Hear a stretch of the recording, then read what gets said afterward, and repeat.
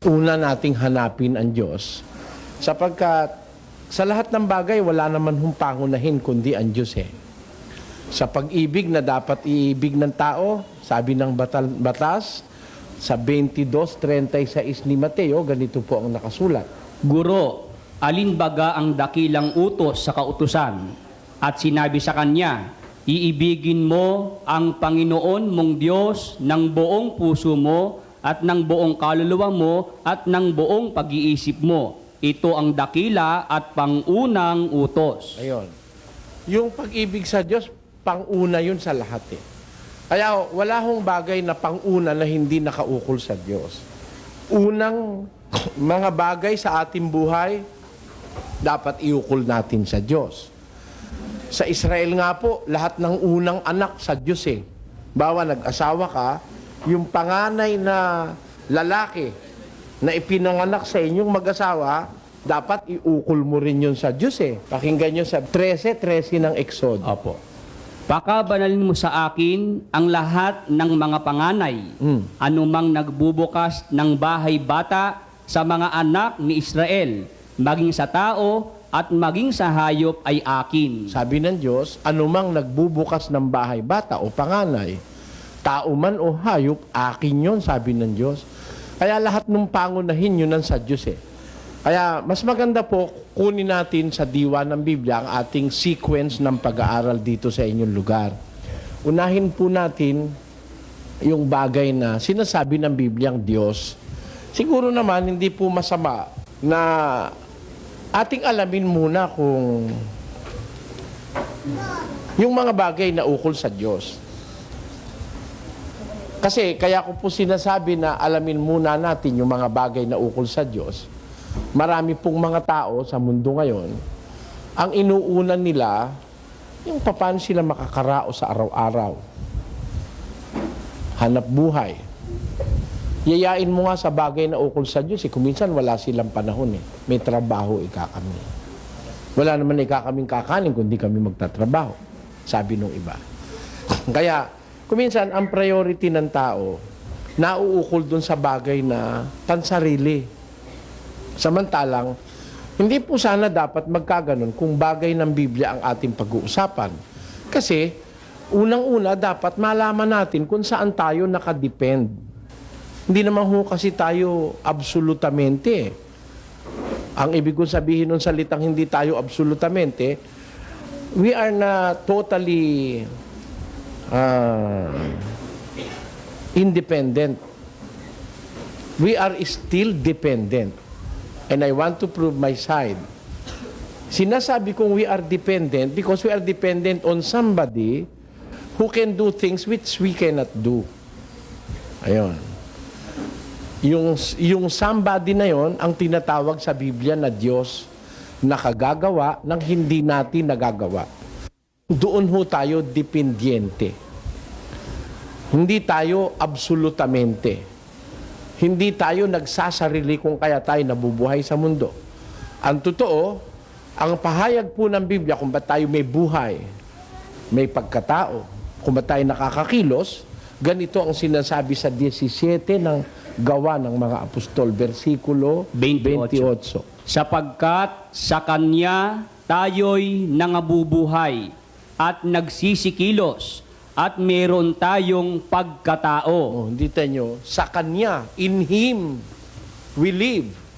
We have our person and we have our strength. Meron tayong lakas. Kumikilos tayo. We move because of Him. Therefore, napatutunayan ko sa inyo, meron tayong dependence doon sa isang tinatawag ng Biblia na Diyos. Without Him, we cannot move. Without Him, we cannot live. And we do not live by ourselves. Kaya pong patunayan yan ang pangyayarit ng karanasan na hindi tayo nabubuhay dahil gusto nating mabuhay. Meron tao gustong mabuhay, hindi nabuhay. Ha? Namatay din. Meron naman taong gusto nang mamatay, naglaso na, uminom ng isang boting malatayon, nung sumasakit na yung tiyan, nagkikisay, yung bahay nila yung nasa kangkungan, nahulog siya dun sa pinto, nakainom siya nung tubig doon sa kangkungan, na-neutralize yung lason, hindi siya namatay. Pero gusto niya namatay. Ang totoo, kung hindi siya nahulog sa kangkungan, sapat na yung isang boting malatayon para ikaw manigas. Kaya sa mundo, meron tao gustong mabuhay, pag ayaw ng Diyos, hindi pwede. Meron naman tao na gustong mamatay, pag ayaw ng Diyos, hindi rin namamatay. Proving a point that we do not live by ourselves. Hindi rin tayo nabubuhay by ourselves. Hindi tayo namamatay by ourselves. Yan ay pananalig Kristiyano ng una. Pakinggan nyo sa Roma Kapitulo 14. Sapagkat kung nangabubuhay tayo, sa Panginoon tayo'y nangabubuhay. O kung nangamamatay tayo, sa Panginoon tayo'y nangamamatay. Kaya't sa mabuhay tayo o sa mamatay man, tayo'y sa Panginoon. Yung mga sa Diyos, yung kumikilalang may Diyos, kung tayo ikay nabubuhay, nabubuhay tayo sa Panginoon. Kung tayo naman ay namamatay, nangamamatay tayo sa Panginoon. Kaya nga, sa mabuhay tayo, sa mamatay tayo, sa mabuhay tayo, tayo'y sa Panginoon. Maliwanag na maliwanag, mga kapatid, we do not live by ourselves, by our wish, or by our likings. Meron hong isang kapangyarihang bumubuhay sa atin. At yun siguro ang pinakapangunahing dapat nating pag-ukulan ng pansin sa buhay, because our buhay or our lives depends on Him. Our breath is coming from Him. Ang atin hong mga pagkatao, yung ating person, yung ating personalidad, yung ating mga qualities, sa Kanya pa rin ang gagaling. 4:7 ng unang Korinto. Pakinggan nyo. Sapagkat sino ang gumawa na ikaw ay matangi? At anong nasa iyo na hindi mo tinanggap? Ngunit kung tinanggap mo, ay bakit ipinagmamapuri na tulad sa hindi mo tinanggap? Sabi ng apostol na si Pablo, sinong gumawa na ikaw ay matangi? Meron ng tao natatangi Payag kayo. Halimbawa, dito sa atin ngayon, maghanap kayo kung may duling. Natatangi yun. Marami sa atin hindi duling Di ba Pag may duling dito ngayon, natatangi yun. At hindi ho lahat ng duling pangit. Meron akong alam, banlag kay ganda-ganda, kilala mo yan? Banlag yun. Malapit na sa pagkaduling, pero maganda yung kanyang pagkakaduling. Ano po ibig ko sabihin? Yung isang tao na mayroong extra qualities, mayroong kakanyahang iba sa iba, natatangi yun, kung tawagin yun, outstanding. Meron tao pangit, pero pagkatali-talino. Meron naman bobo, pagkaganda-ganda. Meron pilay, matalino. Meron may paa, hindi masyadong matalino. Kaya kung meron tayong katangi ang pansarili, na tayo naman lahat ay meron nun. Sabi ng Biblia, sino ang gumawang ikaw ay matangi? Ano ang nasa iyo na hindi mo tinanggap? May kayamanan ka. Kanino yan? Iyo ba yan? Nang ipanganak ka, sabi ni Job, lumabas akong hubad sa bahay bata ng aking ina, babalik akong hubadin. Wala namang taong pagkapanganak mo may silver spoon in the mouth ka. Hindi totoo yun. Hindi nagkangiwi-ngiwi ka sa bahay bata kung meron ka silver spoon in the mouth. Ano lang yun? Yun kasabihan lang, mga idiomatic expressions yun. Paglabas mo sa bahay bata, ikaw wala kang baon. Ni nga yung lampin mo, hindi mo mabaon Yung inunan, hindi mo rin pwedeng baunin. Kasi yung inunan, pag lumabas na tinatapon yun, lililibing yun Kasi yung inunan mo, pag siya mo rin uunanin sa kama, babaho kayo ng nanay mo ron. Hindi ba? Kaya paglabas mo sa bahay bata, wala kang anumang maipagmamalaking sa iyo. Sabi ng Diyos, sino ang gumawa na ikaw ay matangi? Ano ang nasa iyo na hindi mo tinanggap? Bakit kung tinanggap mo na may ipinagmamapuri mong tulad baga sa hindi mo tinanggap? Ayan ang sabi ng Diyos. Kaya doon inaalis ng Diyos yung kapalaluan at pagkamakasarili ng kaisipan ng tao. Na dapat mong maunawa, meron ka mang katangian, maganda ka, matalino ka, may pera ka, may pinag-aralan ka, may gumawa sa iyo niyan. Hindi ka, kaya ako nakapag-aral, sarili kong sikap. Kung wala kang lakas, makakapag-aral ka ba? Kanino galing yung lakas mo? yung isip mo sa Diyos pa rin. Then you are totally dependent on someone we call God. Ngayon, hanapin natin muna yung existensya ng Diyos. Bago tayo maniwalang may Diyos, is it wise to know or to believe that there is God? Iba ho kasi yung knowing from believing. We may not know Him fully, but we have to believe Him. Pwede hong hindi natin masyadong kilala ang Diyos. Pero naniniwala na tayo may Diyos. Masama hong paniniwala yung impertinenting paniniwala. Masamang paniniwala yung inosenteng paniniwala, lalo na pagdating sa Diyos. Tandaan nyo. May paniniwala ka nga ang Diyos, pagkatapos ang pinaniniwalaan mong Diyos, ibon. Masama ho yun. Meron tao, ang Diyos niya kahoy. Huwag kayong magagalit ho. Meron tao, ang Diyos niya araw. Yung mga yung Egyptian goddess na Ra, spelled R-A, capital R-A, sometimes it is spelled capital R-A-A, yung Egyptian goddess na Ra, sinasamba ng mga Ehipto yun. Mga Ehipsyo. Alam nyo ba sa India, sinasamba ang baka? Hindi nila kinakain ang baka sa India. Sinasamba, kahit tapakan sila ng baka, paig sila. Kahit mamatay sila sa stampede ng baka, kinikilala nila ang baka as divine, a deity, o Diyos. Kaya may mga tao, iba-iba ang pinaniniwalaan Diyos. Kaya atin pong tutuklasin sa Biblia, if we have to believe on Him, we must know Him. If we cannot know Him fully, at least partially, we have a knowledge of our God. The God whom we believe and we pray. Kaya aalamin natin ngayong gabi sa pasimulang ito at sa darating pang maraming mga gabi. Kaya kung sinabing maraming mga gabi, ba ikaw naman ang pag-aralan mo ang Diyos, pagka nakuha mo naman niya sa parang born again na isang gabi lang nagkrusade, taas ang kamay. Lahat ng sumasampalataya, taas ang kamay, pinataas na. Pagkataas pinanalangin na, born again na kayo ngayon, lilibot na ngayon, maghahakot ng ikapo. Ang bilis ng negosyo nila, no? Sa atin ho, walang ganun Biro mo, isang gabi ka lang nakinig nakilala mo na ang Diyos, pupunta ka na raw sa langit. Imagine, to be an attorney, you have to spend 11 years of your life in the college of law. At least, to be an attorney. To be a computer analyst, you have to spend 5 years or 4 years. To be a mere secretary, you have to spend 2 years. Huwag naman magagalit kung halimbawa sinabi ko mere secretary. Kasi in comparison with other degrees, iba ho ang degree ng abogado kaysa sa secretary, pero you have to spend 2 years. Tapos to be a Christian, isang daldalan lang Christian ka na. Muna, pakikita ko sa inyo, to be a Christian is something that you have to do with utmost desire for knowledge. Hindi po pwedeng ang Kristiyano tanga. Wala hong Kristiyanong tanga sa Biblia. Tingnan ninyo ang kahulugan ng Kristiyano sa Biblia. Ikalawang Timoteo 3:17. Ganito nakasulat. Upang ang tao ng Diyos ay maging sakdal. That the man of God may be perfect. Ano ang dapat gawin?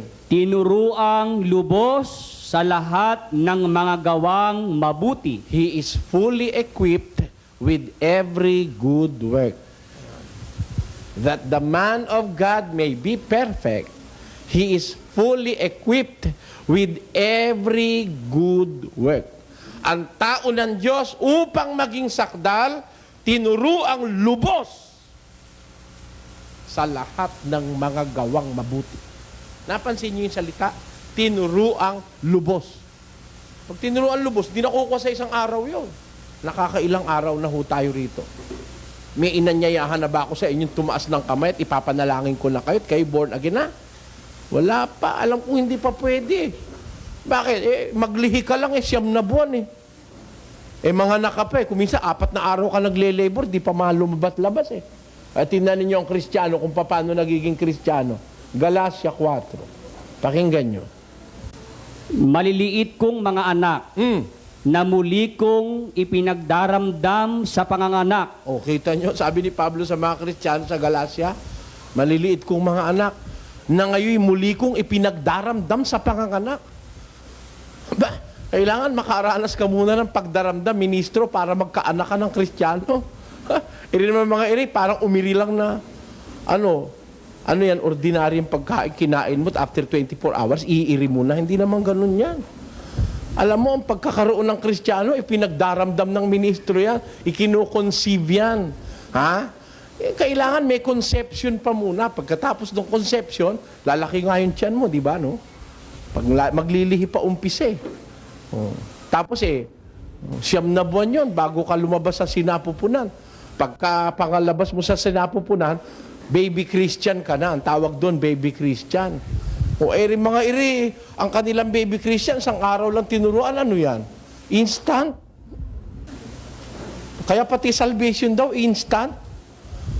Kaya ngayon, maraming instant. Instant coffee, instant chocolate, instant mami, instant pansit canton. Instant abuloy din yun, ano? Pagka, huwag kayong papaloko sa ganon. You have to spend sometimes at least a year to understand fully what is the meaning of being a true Christian. Aalamin natin muna yung Diyos.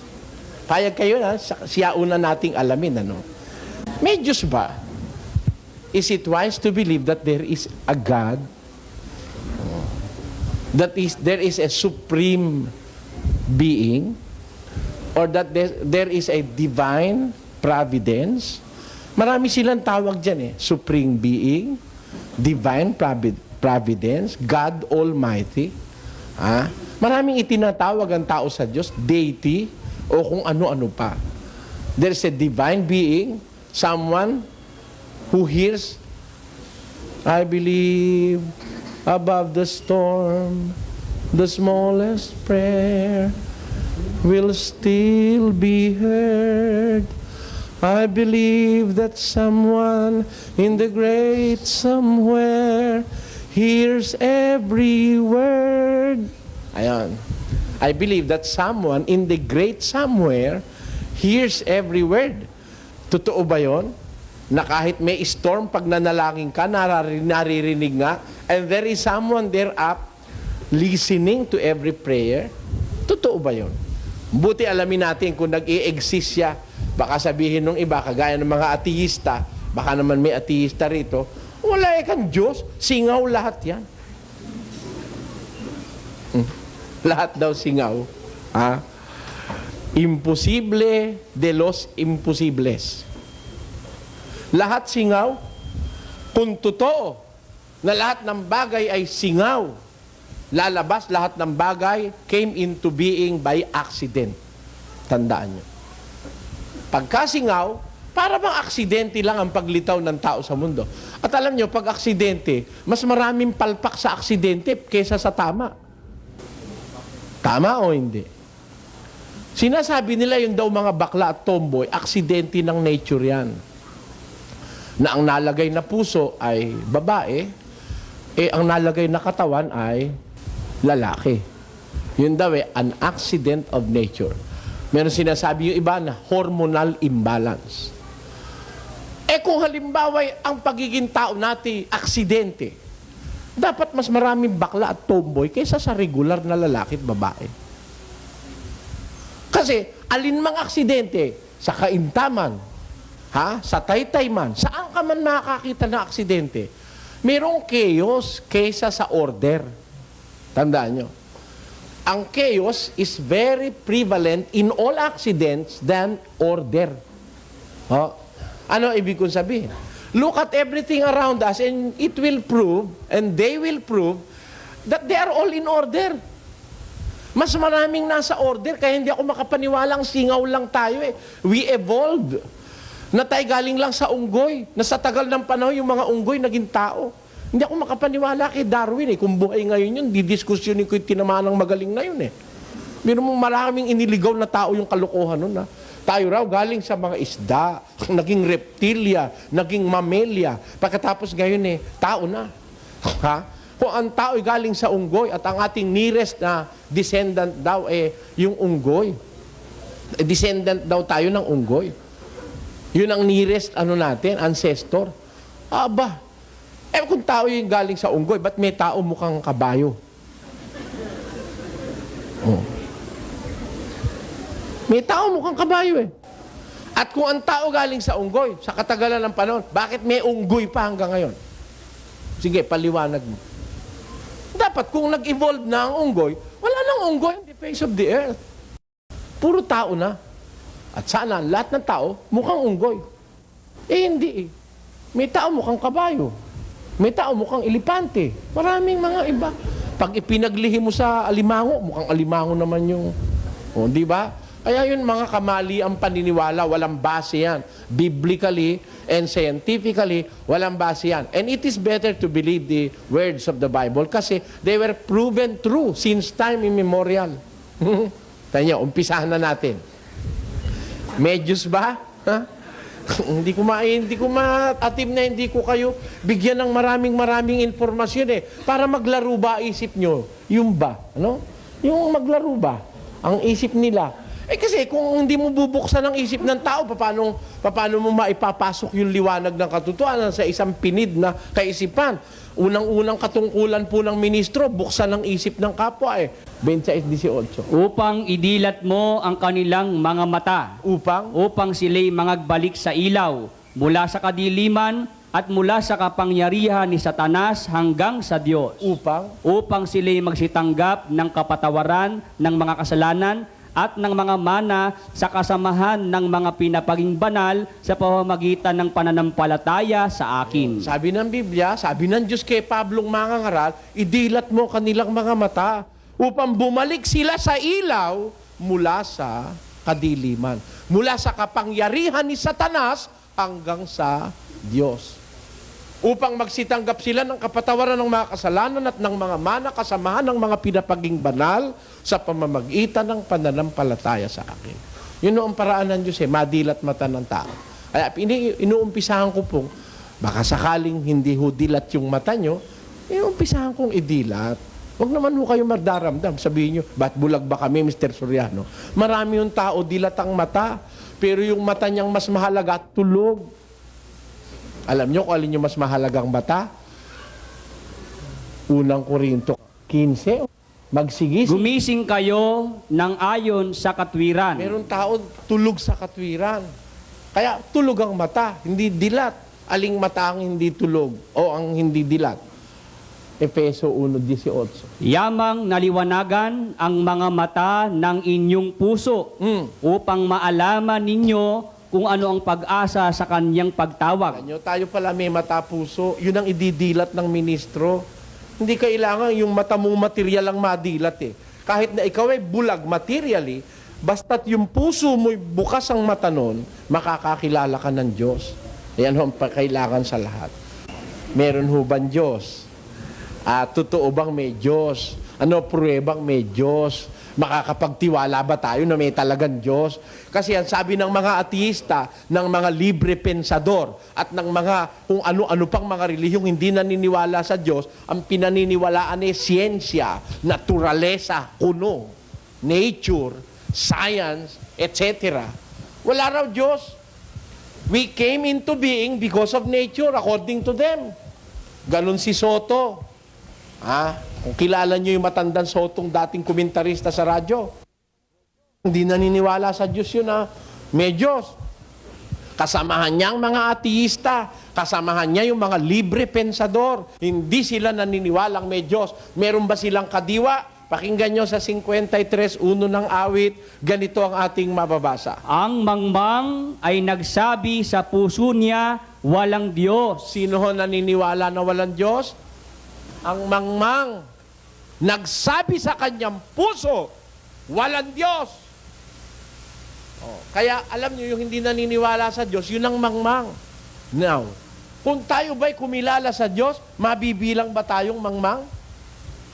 O it is wiser for a person, for a human being, to believe that there is God. Yan ang ating inaalam sa Biblia. Paano natin malalaman kung meron talagang Diyos? How do we know that there is God and He exists?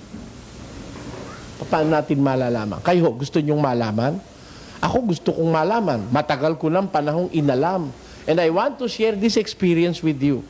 Meron ba talagang Diyos? How do we know that He exists? Pakinggan nyo sa 19:1 ng awit.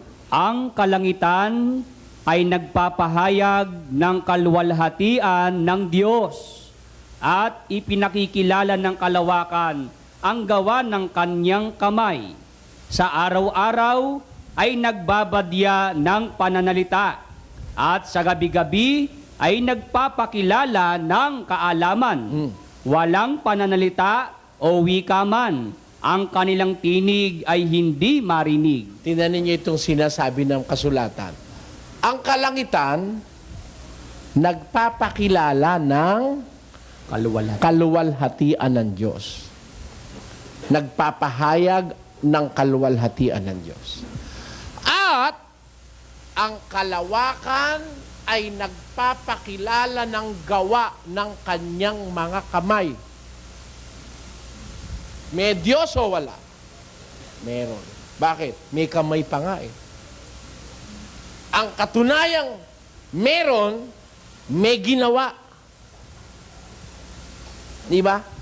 Ang kalawakan ay nagpapakilala ng gawa ng kanyang mga kamay. Who will claim and who can claim being the creator of the universe? There is no human that can make that claim. Kahit sino ang pinakamatalinong narito sa auditorium na ito ngayong gabi, hinahamong ko ho kayong lahat. Okay, magagalit. Hamong kaibigan naman ito eh. Walang sino man sa atin, maging lahat ng presidente ng buong mundo, pati mga siyentipiko na makakaangkin nung pag-aangkin na sinasabi ng Biblia. Tumingin ka sa langit, masdan mo ang kalawakan, yay gawa ng kanyang mga kamay. Kaya mo? Ano sagot nyo? Yung hindi natin kaya, may nakagawa, yun ang Diyos. Meron tayong hindi magawa eh. Eh sabi nga ng mag-asawa eh, gumawa ka kami ng anak eh. Totoo yun? Kung totoo gumawa, ba't hindi nyo nailapat dun sa gusto nyo? Ito namang anak ko, kakiliit-liit. Hindi ko na ba ikatatangka? Oh. Kung ikaw may gawa, ba't di masunod yung gusto mo sa anak mo? Ba't naman ikaw kami mag-asawa ko, parehong maputi? Ba't naman ito yung maitim? Nagdududa tuloy ang mister ko. Amen? Amen!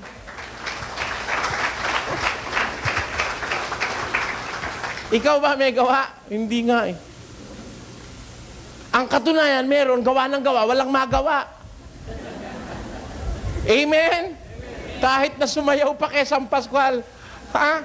Nako, 16 na taon na sasayaw-sayaw doon. Walang magawa. Umampun. Katunayan, hindi ikaw ang makakagawa. Bakit? Mayroong gustong gumawa, hindi makagawa.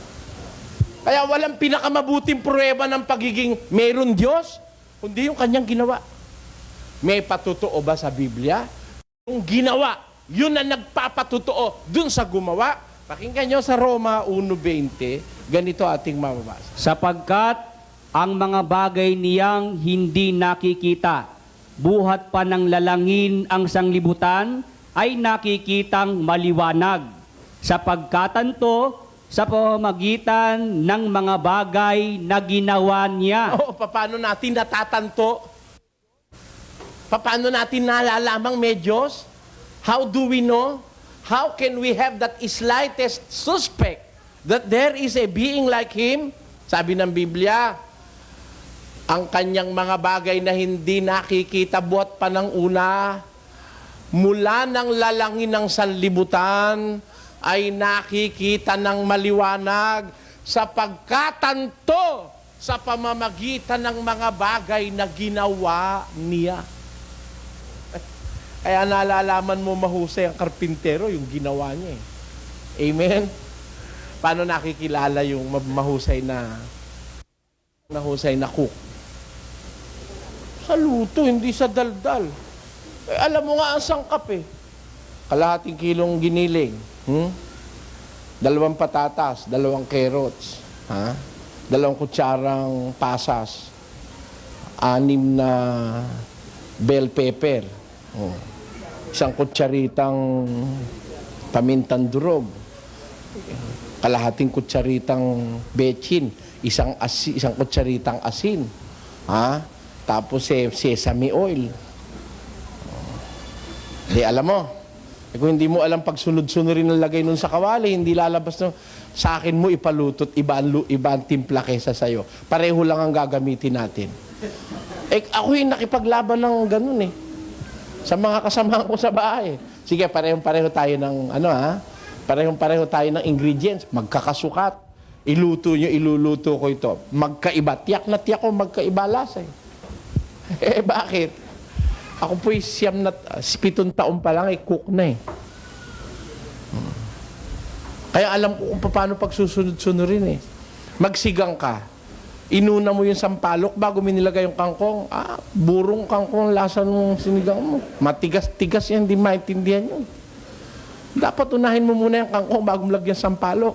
Hindi lalambot yung kangkong pag sinampalukan mo na. Kaya mayroong mga sequences yung paglalagay ng mga ingredients doon makikilala ang mahusay na kusinero o kusinera. Yung gawa, yun na nagpapakilala sa karpintero. Yung luto, yun na nagpapakilala sa kusinero. Tama po ba o hindi? Ang unang-unang nagpapakilalang may Diyos, yung kanyang mga gawa. Payag ko kayo? Payag si Rizal. Sabi ni Rizal, cada nota que el viento murmura, cada rayo de luz en el sol, cada flor en la verde llanura es un himno, la gloria de Dios. Es un mundo, un lira sublime que modula una eterna canción. Si suspira, si canta o si gime, siempre, siempre, la gloria de Dios. It's ray that the wind, it's ray that, it's note that the wind murmurs. Cada nota que el viento murmura. It's note that the wind murmurs. Each ray of light from the sun.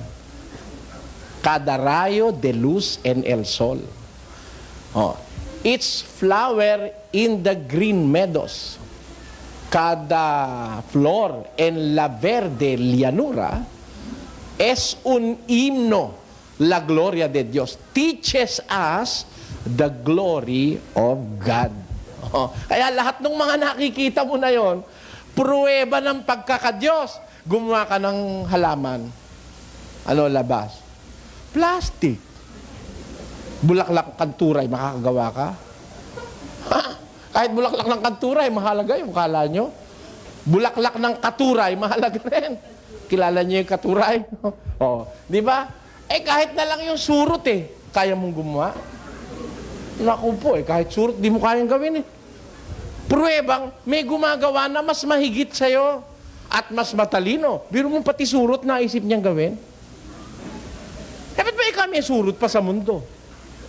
Magtanong ka sa siyentipiko, alam nila kung bakit may surot.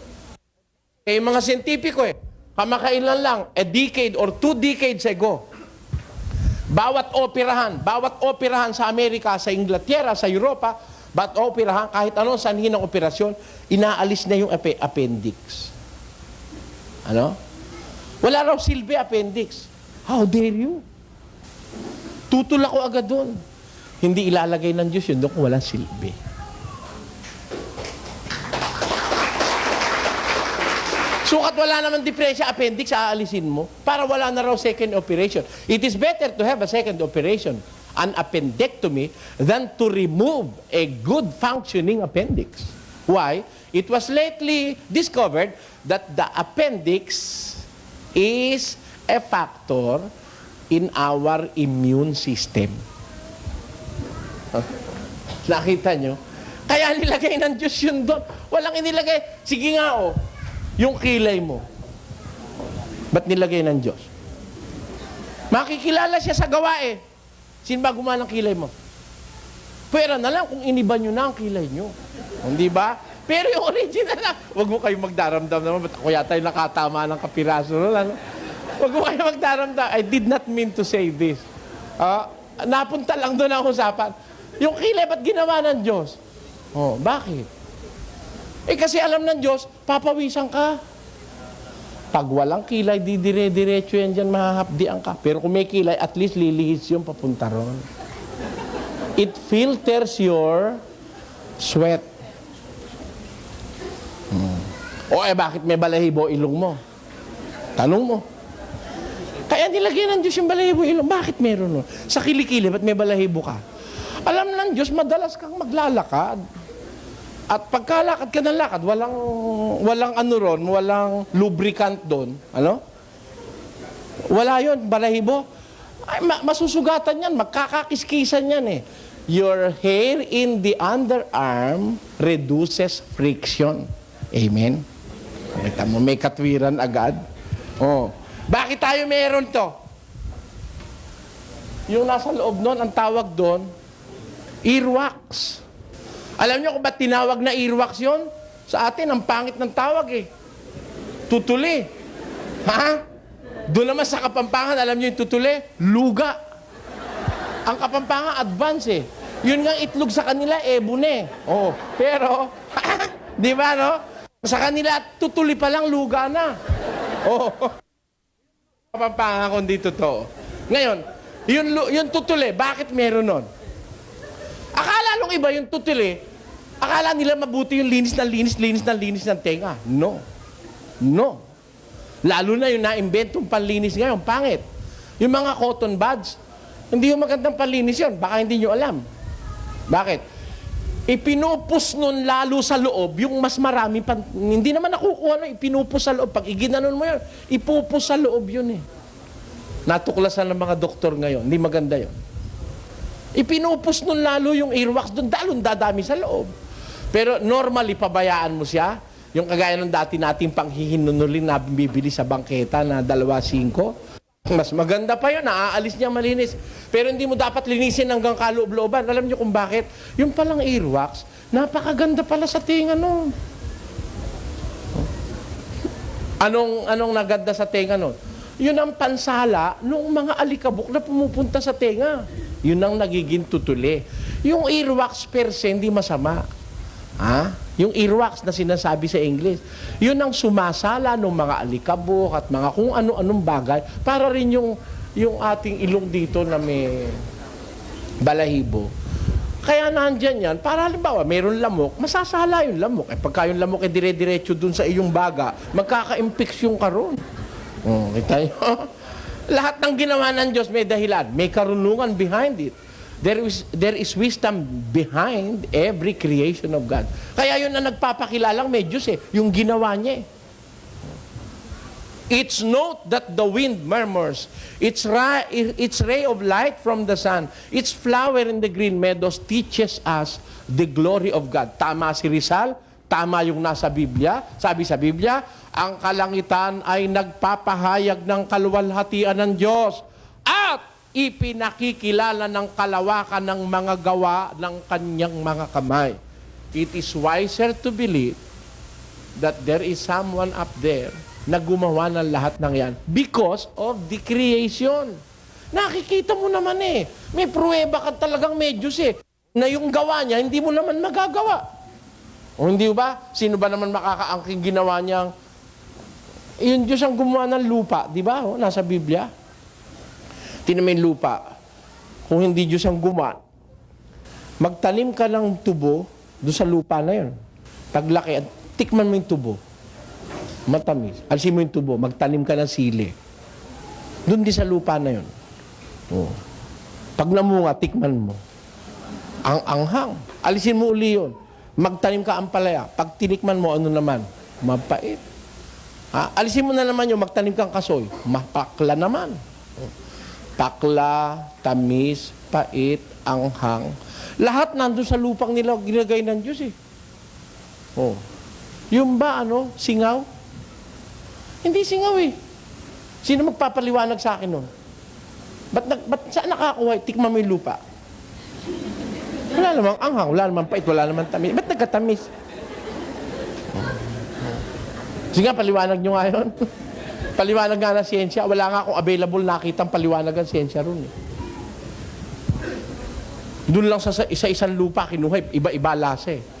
Kung walang Diyos na may gawa niyan, paano naman nagkaganyan yan? Di mo naman magawa yan. Basta maglitaw ka na lang ng anghang. Anghang na. Wala naman. Ang Diyos na may gawa nun eh. Yung anghang na yon, gamot yun. Kayo ba kumakain ng sili? Mainam mo ang sili kung wala kayong sakit sa bato at kung wala kayong almoranas. Mainam ang sili. At kung wala kayong mahinang atay, kain kayo sili. Alam niyo kung bakit? Yung sili, nakakapagpaganda sa ugat. Ang ugat ho natin, pag tumatanda, nagiging brittle, para bang, kaya usong-usong ay alta presyon eh. Yung ugat natin parang lumulutong, yon. Yung sili, nakapagre-retain noong elasticity of the ugat. Kaya may sili. Tanyo? Ba't may tabako? Sasabihin ng iba, ba't may tabako? Para ikaw sigarilyuhin. Hindi.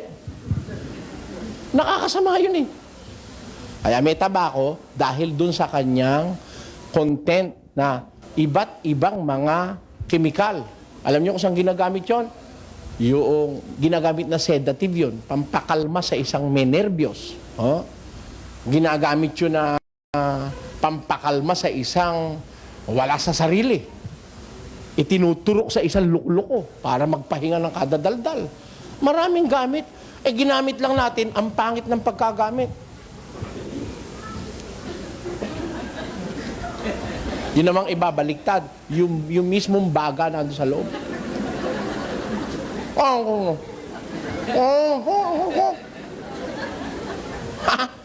Katakot-takot na sakita, idudulot sa katawan mo niyan. Kasi kung yung sigarilyo, meron hong mahigit sa 30 ang kanyang lason. Nawawala lang pag sinindihan. Ilagay mo dun yung sa loob yung... Kaya sagap mo na lahat ng lason, sagap na sagap mo pa, pati nicotine, tar, etc., etc. Lahat ng ginawa ng Diyos kailangan ng tao, it helps in our well-being. Pero kung gagamitin natin sa matuwid. Pero pag ginamit natin wala sa paraan, makakasama sa atin yan. Pero the fact remains, may Diyos talaga. Payag ho ba kayong may Diyos? Sino sa inyo hindi naniniwalang may Diyos? Baka meron ho. Gusto ko, mag-usap tayo. Baka sakaling magtagumpay akong paniwalain kitang may Diyos. Yung ginawa niya, sapat na ebidensya para maniwala kang may Diyos eh. Ikaw na, wag na tayong lumayo. Wag na natin pag-aralan yung galaxy. Wag na tayong pumunta doon sa mga constellations. Wag na tayong pumunta doon sa mga stars. Wag na natin puntahan yung mga kung ano-anong nandun sa universe. Dito na lang sa ating pagkatao. Ito na lang. Pag-aralan natin kung talagang meron Diyos o kung tayo lang ay aksidente lang lumitaw sa mundo. May Diyos ba? Tingnan mo na lang. Wag na yung kamay na lang. Kamay. 10 mga daliri, kamay at paa, 2 tenga, 2 mata, ilong na may bara. Yan ang kanta ng mga bata sa eskwela. Ito na lang. Tingnan ninyo kamay. Sino ho ang may kamay na pantay-pantay at magkakasinlaki ang daliri? Baka meron ho dyan. Wala. Maaaring itanong mo agad sa sarili mo, ba't hindi pantay-pantay? Ito isang malaki. Punggok naman. Ito naman isang malaki-laki ng konti. Ito naman pagkalaki-laki. Pagkahaba-haba. Ito naman maliit. Ito naman ganito, susunod sa liit. Hindi pantay-pantay. Pero isipin mo kung ba't ginawa ng Diyos ganyan. Pagkakakain ka, pantay hindi. Naku, kung ito pala'y pantay-pantay, pagdakot mo ng kanin, may sosobra, di mo makukuha kanin. Hindi nyo naisip, ano? Kung ito pala pantay-pantay na magkakasing habang ganun, pagdakot mo ng kanin, saka pagdakot mo ng barya, di mo rin makukuha. Di ba? Kaya, tinan mo pagkagagawa ng tungkulin, pantay-pantay na. May kuko. Bakit? Alam ng Diyos sa mundo may hanip. May tungaw. Kung wala kang kuko, nako, sasawaan ka ng kakakamot na gano'n, hindi maaalis yung tungaw at saka yung... Kaya pala yung, ba't naman mayroong hanip? Sabi ng iba. Inisip ko rin, ba't nga ba may Diyos may hanip pa? To protect yung namimisang manok para huwag mong pakialaman ng pakialaman, kaya dinamihan ng hanip yun. Mangangati ka pag pinakialaman, kinalkal mo na kinalkal itlog nun, di mapipisaan yun. To protect that species, nilagyan ng hanip pag namimisa. Tamo, hindi ka makalapit, takot at takot ka sa hanip. Pero in the instance na nakagat ka ng hanip, may kuko kang panlaban sa hanip. Yun lang ba gamit ng kuko? Hindi. Pambilang din ng barya yun. Pangkuha ng ito aking kuko. Hindi ko maalis ito kasi marami kong binibilang na barya Ayun. Nakukuha ko yung barya doon sa kuko. Ano pa? Tingnan nyo kamay natin. Merong bali-bali. May mga kasukasuan tinatawag. Di ba? Para nung araw naisip ko, bakit baka ako yung sasakyan na yan? Ang dahi-dahing spare parts, libo-libo yata. May maliit, may malaki, may marami. Nag-aaral kami ng grade 5, tinuturoan kami ng automotive Ang dahi naman, yung baka ako'y gumawa ng makinang, mga 3 piraso lang Balo ako'y tumanda, naisip ko, sumasakit yung ngipin ko rito. Ngayon pala ako ginawa ng Diyos, isang ipin lahat dire-diretso. Pagsakit nun, di lahat yung bubunutin, bungal ka na. Kaya pala ako marami ipin. Tama o hindi? Kaya marami ipin Ganon din yung makina ng sasakyan. Kung yun 3 piraso lang, pag nasira isa, 30 mil agad ang bayad mo. Kung nasira yung tornilyo lang, di 550 lang, umandar na uli. Gaya rin yung ipin Pag sakit ng isang ipin, di ba parang kung minsan naisip mo, sana buo na lang yung ipin mo, no? Dahil hindi ka na nahihirapan, may mga singit-singit pa, titingahan mo pa, sipilin mo pa. Tama pala, Diyos doon. Talagang lahat ng ginawa ng Diyos, hanga ako Ewan ko sa inyo kung di kayo hanga. Ako hanga ako Kung nakasakali, yung tenga mo nilagay ng Diyos pa ganon. Magugunang-guna mo kung ano mangyayari pag umuulan. At kung yung ilong mo'y pataas, ay naku, maniwala ka. Talagang tama ang pagkakalagay. Ito pa, balik ko tayo sa kamay, ito'y kamay na. Merong mga kasukasuan, Tinan mo, lapat ito kahit saan mo dalhin, lapat sa paggawa Pag gagawa ka, lapat Kamutin mo yung likod ng asawa mo, lapat. Tama o hindi? Hindi niya kayang abutin yung likod niya pagka nangangati, nagkakandapilipit kaya ka nga may asawa, patagakamot pag nangangati. Hindi ba? Lapat ba o hindi? Maghiwa ka ng patatas. Lapat na ihawak ng kutsilyo. Saan mo mang gamitin, pag gagawa ka, merong panggawa. Kamay nga ang panggawa.